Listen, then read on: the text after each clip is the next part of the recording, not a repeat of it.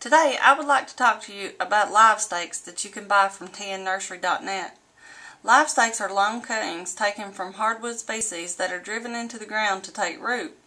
Two species typically used are red osier dogwood as well as many willow species. These pioneer species are effective because they grow fast and root easily. Other species such as salmonberry and snowberry have shown some success as live stakes.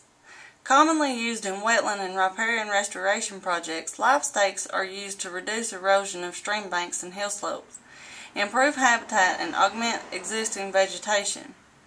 Their rapidly developing root systems help to stabilize the soil.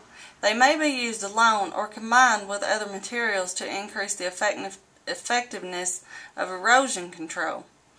In areas that have been taken over by other invasive weed species, live stakes can improve habitat by shading out the invasive species.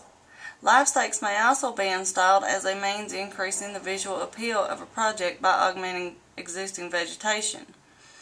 Live stakes should be collected and installed when the plants are dormant, from late fall to early spring. Cut 3 to 5 foot long sections at least a ½ inch in diameter. Make a flat cut on the top and a diagonal cut on the bottom.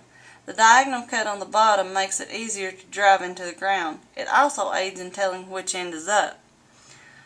To prevent the stakes from respiring and drying out, remove any leaves and small branches after cutting.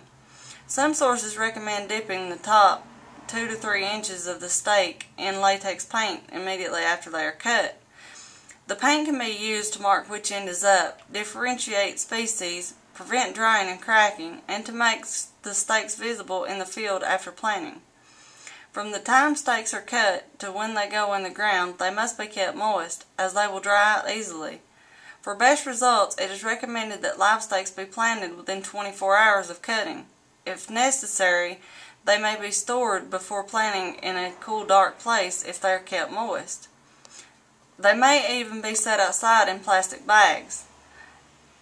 They will be safe from freezing as long as they have not begun to root. If this is the case, they should be kept just above freezing to keep the roots from dying.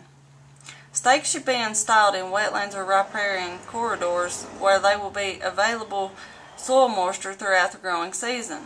They should be planted in the dormant season, from November to February, before bud break. Stakes may be planted at other times, but the success rate will greatly decrease. Using a length of rebar or another sharp device, create a hole in the soil to insert the stake into. This step may not be necessary in some soils. Drive the stakes into the pre-made hole. If necessary, a rubber mallet may be used to help drive the stake into the ground. They should be planted at least 1 foot deep with at least 2 to 3 nodes in the ground. Because rooting is key to the success of live stakes, deeper is better. Only a small portion of the stake needs to be left above ground to sprout, around 3 to 6 inches. Leave a longer section above ground if the stake may be shaded out by other vegetation.